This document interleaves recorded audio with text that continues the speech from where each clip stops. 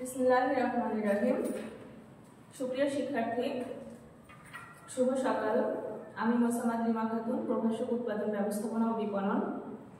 আজকে উৎপাদন ব্যবস্থাপনা ও বিপণনের দ্বিতীয় পত্রের ক্লাসে আমি তোমাদের বিপণনের কিছু মৌলিক বিষয় নিয়ে আলোচনা করব। এটাকে ইংরেজিতে বলা হয় কোর কনসেপ্ট অফ মার্কেটিং। বিপণনের এই মৌলিক বিষয়গুলো না জানলে আসলে বিপণন জানাটা অসম্পূর্ণ থেকে যায় বা সেটা পরিপূর্ণ হয় না।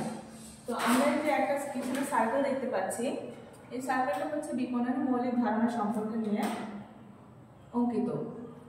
তো এই সার্কেলের অনুযায়ী প্রথমে আমরা এক্সপ্লেইন করব প্রয়োজন, অভাব এবং চাহিদা। আচ্ছা, প্রয়োজন কি? প্রয়োজনের ইংলিশ শব্দটা হচ্ছে নিডস।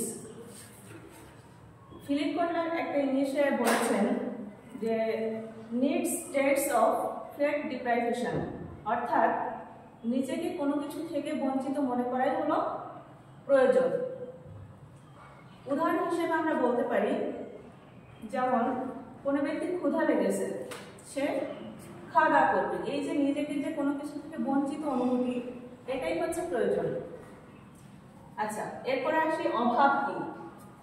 অভাব হলো যেটাকে ইংলিশে বলা হচ্ছে ওয়ান্ট, WANT, ওয়ান্ট।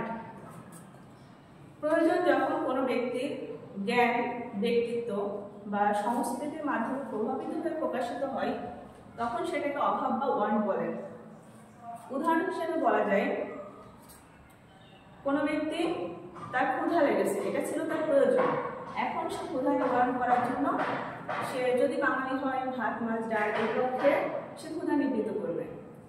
আর যদি সে ওয়েস্টার্ন কালচার বা আমেরিকান কালচারের হয়, তাহলে দেখা যাচ্ছে সে তার খাবারে স্ন্যাক্স, স্যান্ডউইচ, সফট ড্রিঙ্কস এই ধরনের খাবার সে রাখবে।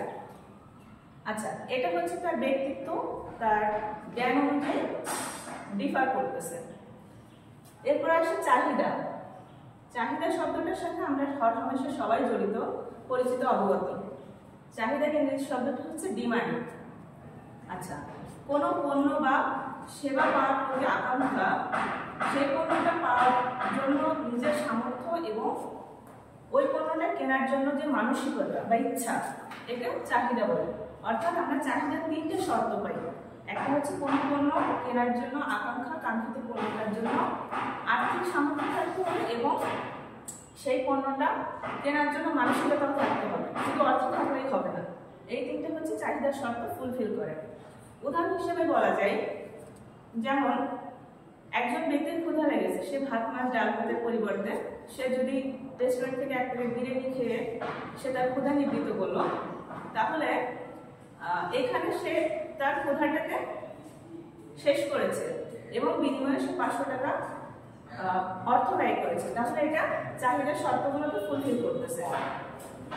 আচ্ছা, এখন আমরা আসি বিপণন অর্পণ কি জিনিস এবং বিপণন অর্পণের মধ্যে যে পয়েন্টগুলো আছে তা আমরা নিখুঁতভাবে জানতে হবে। আচ্ছা, বিপণন অর্পণ কি? যে সমস্ত সেবা বা যে সমস্ত পণ্য বা সুবিধা বাজারে উপস্থাপন করা হয় তাকে বলা হচ্ছে বিপণন অর্পণ।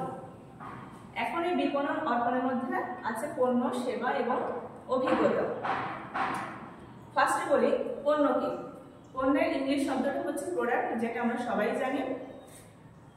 ফিলিপ কটলারের মতে, a product is anything that can be offered to a market to satisfy customer needs or wants. অর্থাৎ পণ্য হলো এমন কিছু যা বাজারে উপস্থাপন করা হয় ভোক্তাদের প্রয়োজন বা অভাব মেটানোর জন্য। উদাহরণ হিসেবে বলা যায় চাল, ডাল, আটা, ময়দা, সুজি, ইভেন এমনকি বলা যেতে পারে সাকিব খানের প্রিয়তম মুভি, এগুলো হচ্ছে পণ্যের অন্তর্ভুক্ত হতে পারে। আচ্ছা, এরপরে আসে সেবা, সার্ভিস। এটার সাথে আমরা সবাই কম বেশি পরিচিত। Service is one kind of product, অর্থাৎ একটা সেবা হচ্ছে পণ্যের অন্তর্ভুক্ত। আচ্ছা, যা কিছু ধরা যায় না, যা কিছু ছোঁয়া যায় না, স্পর্শ করা যায় না, কিন্তু একজন ভোক্তার প্রয়োজন বা অভাব মেটাতে সক্ষম, তাকে বলা হচ্ছে সেবা বা সার্ভিস। যেমন আমি ক্লাসে পাঠদান করতেছি, অর্থাৎ শিক্ষকের পাঠদান, তারপর উকিলের পরামর্শ, আইনি পরামর্শ, একজন চিকিৎসকের সেবাদান, এই সমস্ত কিছুই সেবার অন্তর্ভুক্ত। আচ্ছা, এরপর আসে অভিজ্ঞতা কি, এক্সপিরিয়েন্স। অভিজ্ঞতা হলো কোনো বিষয় অর্জিত বাস্তব জ্ঞানকে অভিজ্ঞতা বলে। যেমন কেউ যদি সমুদ্রের তলদেশে অ্যাডভেঞ্চার করতে চায়, ভ্রমণ করতে চায়, আবার কারো চাঁদে ভ্রমণ করা, আবার কারো ধরো হিমালয়ের চূড়ায় ভ্রমণ করা, এই যে অ্যাডভেঞ্চারাস, অর্থাৎ কোনো কিছু দেখে শিখে বা বাস্তব জ্ঞানের মাধ্যমে গঠিত যে জ্ঞান, এটাই হচ্ছে অভিজ্ঞতা। আচ্ছা, এখন আমরা জানবো ক্রেতার ভ্যালু কি এবং ক্রেতার সন্তুষ্টি কি। ক্রেতার ভ্যালু অর্থাৎ কাস্টমার ভ্যালু।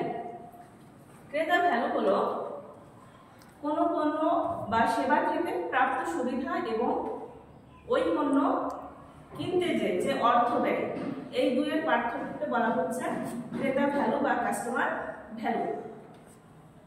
উদাহরণ হিসেবে বলতে পারি মিস মি, সে